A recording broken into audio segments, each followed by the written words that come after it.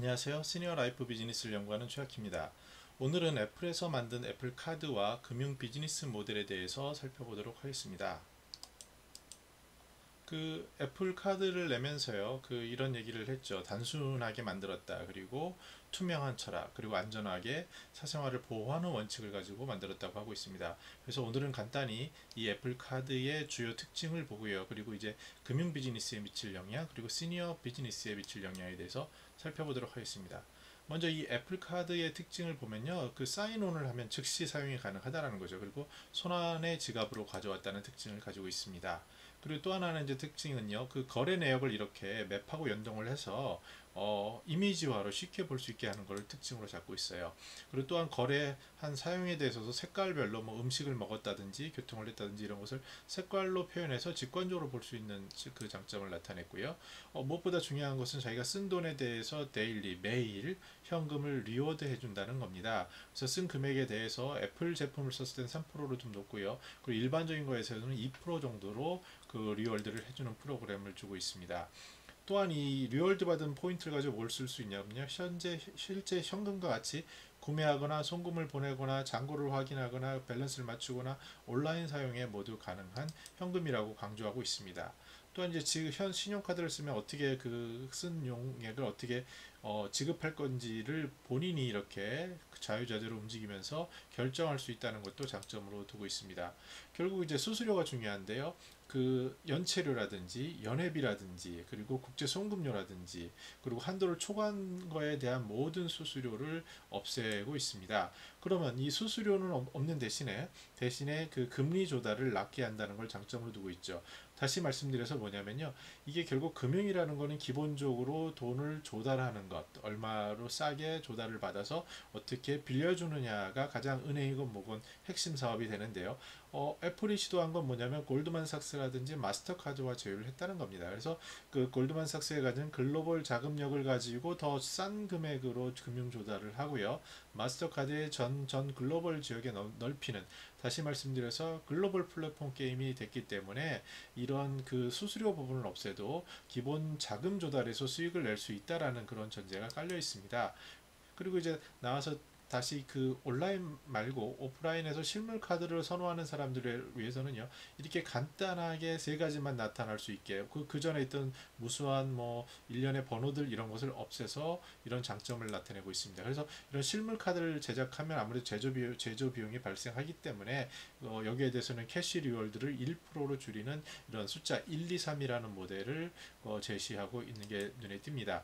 다시 정리하면 애플 카드가요, 굉장히 쉽게 만들었다. 그리고 각종 수수료를 줄였다. 그리고 글로벌 조달 금융 비용을 통해서 금리를 낮춰서 더 경쟁력을 갖췄다. 그리고 이 경쟁력 갖춘 부분에서 애플이 받을 수수료 부분을 리워드, 그러니까 고객에게 현금으로 1, 2, 3%로 나눠준다. 여기에 더해서 이제 프라이빗과 시큐어를 강조하는데요. 이 시큐어라는 부분은 뭐로 하냐면은 지문 터치라든지 얼굴 인식으로 강화하겠다. 뭐 폰을 가지고 있다는 것 자체가 이제 보안을 한다라고 인정을 하는 거고요. 이런 부분을 강조했고, 또 하나는 프라이빗이라는 거는요, 이 세 개의 주체 애플, 골드만삭스, 마스터카드 외에는 제휴 마케팅을 하지 않겠다라는 그런 얘기를 했습니다. 자, 그럼 이러한 애플 카드가 주는 금융 비즈니스에 주는 시사점은 뭔가요?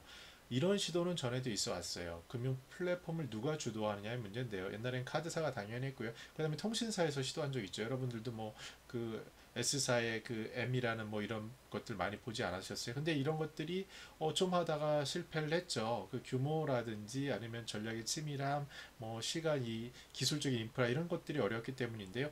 이제는 애플이 도전장을 낸 거예요. 그래서 글로벌 쪽에서 내가 이 핸드폰과 카드를 결합해서 삶에 들어가서 그 속에 멤버십 모델을 통해서 고객 자산으로 기본적으로 애플의 폰의 판매를 늘리고 나머지 금융과 삶에 더 들어가겠다라는 의도가 보여진 게 첫 번째고요. 두 번째는 수수료를 포기하고 금융을 조달했다는 얘기는 뭐냐면요, 이 비용이 발생하는 것을 제조 가격에 포함을 시켰고요. 그 다음에 시킬 거고요. 뭐 확실하진 않지만 경쟁력이 거기서 나오는 겁니다. 그다음 두 번째는 글로벌 규모의 경제로 해서 자금 조달 능력을 확보했기 때문에 경쟁사보다 더 경쟁력이 있다라고 생각을 하는 거고요. 이제 리워드라는 걸 만들었는데 1, 2, 3%를 주게 되면은 비용이라고 생각할 수도 있겠지만 판매 촉진으로 볼 수도 있는 부분입니다. 근데 이 리워드가 또 다른 보이지 않는 또 다른 그 금융 비즈니스 수익 모델 생태계를 만들고 있다는 부분도 주목해 보셔야 합니다. 네. 그리고 세 번째는요. 그럼 이게 현장에서 사용될까라는 질문이 있죠. 그럼 단말기 시장도 많이 바뀔 겁니다. 그동안 무수한 변화를 가져왔는데요. 또 다시 한번 변화가 생길 건데요. 현장에서 스마트한 방식이 기대가 될 겁니다. 물론 아직도 여전히 현금의 비중이 뭐 4, 50%로 높죠. 그리고 현금 소액 결제인 경우에는 현금을 사용할 경우도 많고요. 그러나 점차 이건 바뀔 거고요. 그러면 단말기를 어떻게 인식할 것이냐, 그리고 뭐 현금을 직접 내는 방법, 또 제3세계에서처럼 그냥 송금으로 트랜스퍼하는 방식이 있지 않습니까? 그래서 이런 모든 방법들에 대해서 보다 혁신적이고 스마트한 방법들이 그 연구될 것으로 보입니다. 네 번째는요, 이게 제일 중요한데, 이제는 고객을 건 바이 건으로 이렇게 할 수 있는 시대가 많이 지나가고 있는 것 같아요. 고객을 자산으로 보고 고객을 통으로 봐서 이 핸드폰과 카드론 멤버십 모델로, 그러니까 금융 고객 기반으로 어떠한 게이트 역할을 하는 겁니다. 예를 들어서 어떤 거냐면요. 이제 고객들이 만약에 저 같은 경우도 이제 제일 고민이 이 핸드폰과 카드를 어떻게 가지고 다니냐거든요. 매일 아침마다 챙겨야 될 필수품이 핸드폰 챙겼는지 지갑 챙겼는지예요. 근데 이제 이런 부분이 하나가 되면서, 그래서 많은 사람들은 뭐 폰 안에 끼기도 하고, 요새 이제 안드로이드 폰 같은 경우 그게 돼서 좋긴 하다고 들었는데요. 그래서 이제 그런 부분들이 점점 밀착이 되면서 사람들이 금융 게이트 이거 하나를 가지고 되는데 이 속에서 금융을 보게 됩니다. 그러면 그게 무슨 얘기냐면요, 확인하게 되거든요. 그러니까 다시 핸드폰을 가지고 금융 거래를 한다는 의미는요, 그 카드를 보고 내역까지도 보게 되면서 점점 밀착이 되는 겁니다. 그럼 그 속에서 어떠한 연관된 맞춤형 제안을 하게 됐을 때 그 제안이 먹힐 확률은 상당히 높죠. 네, 그럼 시니어 라이프에서는 어떤 게 있을까요? 네, 시니어들은 에게 있어서는 폰 따로, 카드 따로, 현금 따로 했던 것이 이제 하나로 가져가면서 편리해지니까 이러한 것에 대한 새로운 테스트가 보여질 거고요. 두 번째는 그 지문인식, 얼굴인식, 그 다음에 계좌 연결, 폰 사용 다 어렵잖아요. 이걸 어떻게 시니어들한테 맞춰서 할 수 있습니까? 굉장히 어려운 얘기예요. 그럼에도 액티브 시니어들은 이거 다 하시죠. 그래서 액티브 시니어들은 굉장히 빨리 이걸 적응해서 가지고 갈 부분이 있고요. 그 다음에 이게 부족한 분들은 현장에서 맞춤형 교육이 그들의 눈높이에 맞는 그 교육을 제공하느냐, 누가 먼저 제공하느냐가 굉장히 중요해질 수 있습니다. 근데 시니어들도 이거를 무시할 수 없는 게 생활이 바뀌고 모든 게 변해가는데 혼자 도태될 수는 없는 거거든요. 그래서 이 부분에 대한 누가 먼저 맞춤형 교육을 제시하느냐는 고객을 어떻게 우리 편으로 만드느냐에 있어서 중요한 역할을 할 수 있는 매개점이 될 것으로 보여집니다. 세 번째는요. 핵심되는 걸 잡아야죠. 시니어에게 핵심은요. 교통입니다. 교통. 그래서 교통, 그 다음에 통신, 주거. 뭐 음식은 어차피 카드나 이게 익숙해 있기 때문에, 그래서 이런 부분을 어떻게 애플이 얘기하는 식으로 직관 심플러시티, 단순하고 쉽게 이렇게 연결할 수 있느냐가 시니어 비즈니스에 있어서 중요합니다. 네, 오늘 이렇게 애플 TV에 대해서 봤는데요. 제가 뭐 금융 비즈니스에 미칠 것, 그다음에 시니어 비즈니스에 미칠 것을 봤는데 크게 세 가지를 중요한 걸 꽂으라 그러면 이걸 말씀드리겠습니다. 물론 경쟁사의 뭐 S사도 비슷한 걸 해요. 근데 홈페이지를 비교해 보면 그 철학과 방향을 엿볼 수 있는데요. 좀 복잡합니다. 근데 이제 삶이라는 영역으로 가고 사람들의 생활로 들어가면요, 단순하고 직관적인 게 우선할 수밖에 없거든요.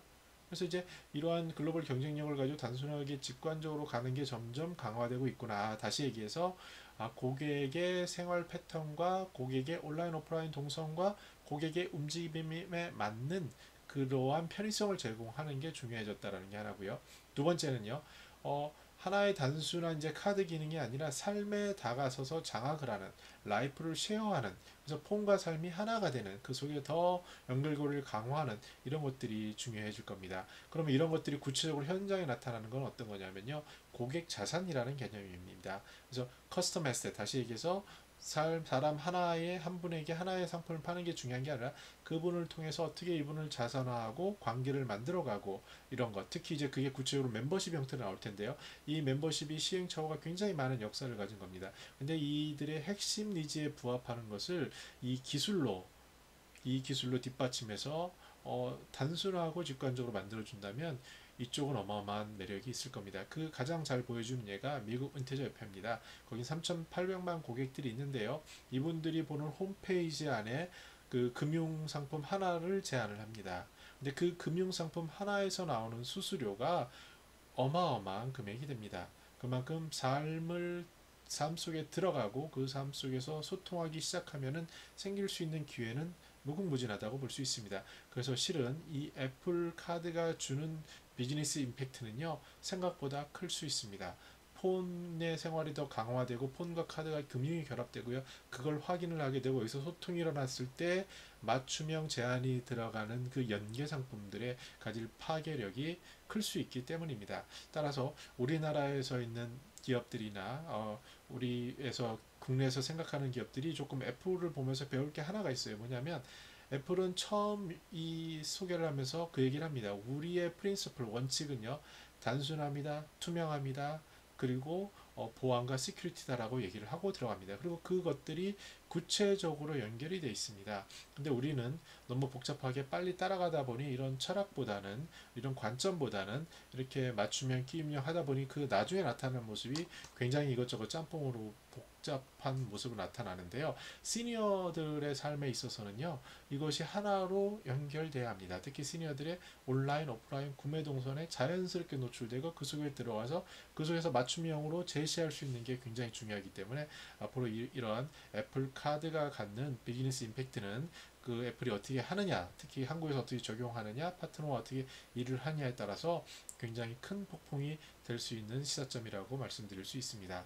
네, 저는 오늘은 이렇게 비즈니스 트렌드를 분석해 드렸고요. 그 시니어 라이프 스타일을 제안합니다. 더 나은 컨텐츠 제작을 위해 여러분들의 구독하기가 필요합니다. 구독 부탁드리겠습니다. 감사합니다.